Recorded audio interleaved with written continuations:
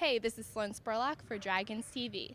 Recently, our producer, Dave Tannenbaum, sat down with men's basketball coach, Bruiser Flint, to chat about the first half of the season.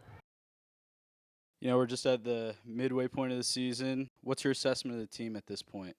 We haven't been very good to this point, but we haven't played well. Now we're a little injured, so that doesn't help.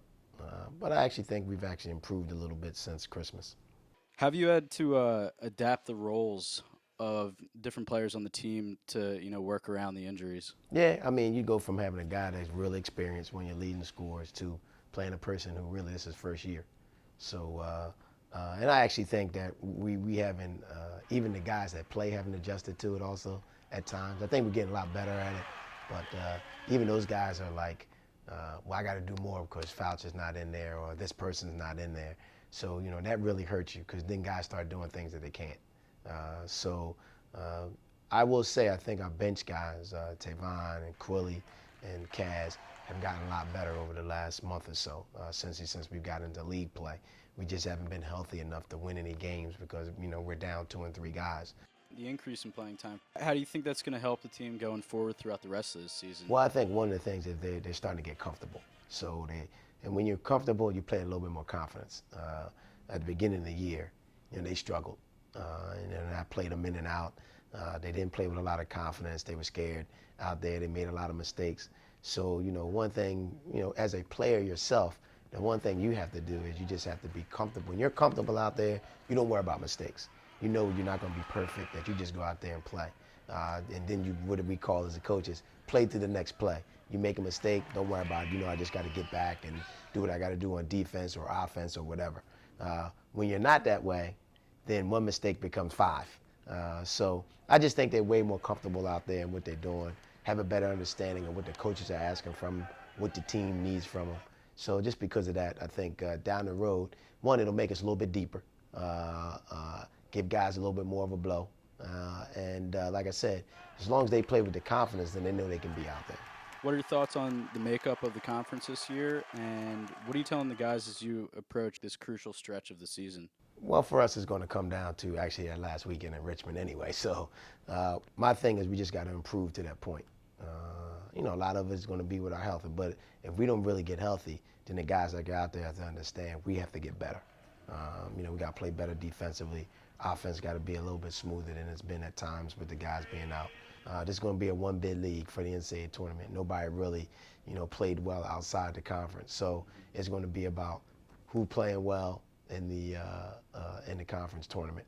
In what areas or area do you think that the team so far this season has had success, and where do you think the biggest needs of improvement are? I think we're playing better defensively, especially in our last couple of non-conference games and into the first few conference games. We haven't been very good. We haven't shot the ball well in conference.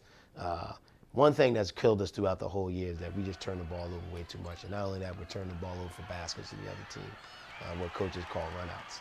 We got a lot of runouts in our games. And we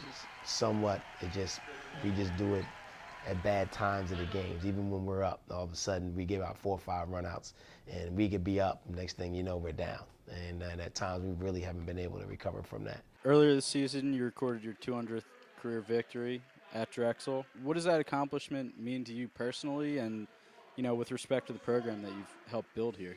Well, that means I've been working there for a while.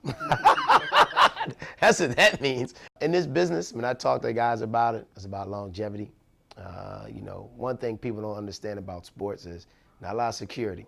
You know what I mean? You better get it done or you're going to be gone. I've had good players. It's not about me, you know what I mean? It's about the players. It's all about your players.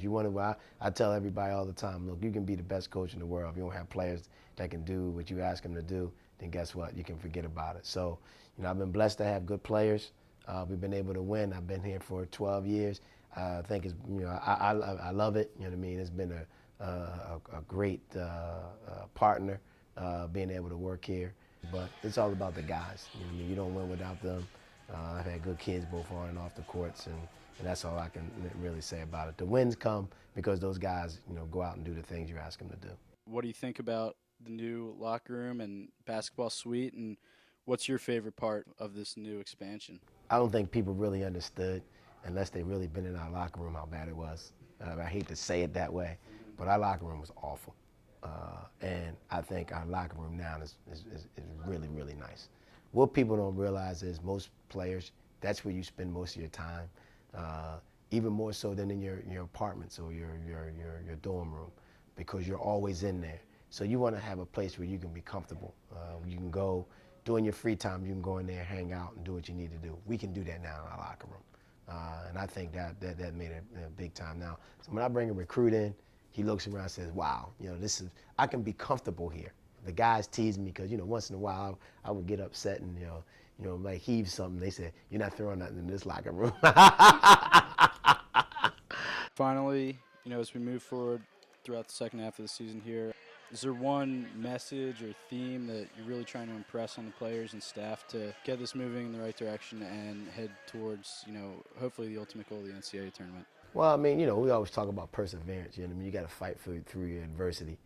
We know we haven't gotten off to a good start with all the expectations, but I was like, you can quit, or you can say, all right, let's try to get to this goal. The goal is still there, so there's a different approach to it now than we've had.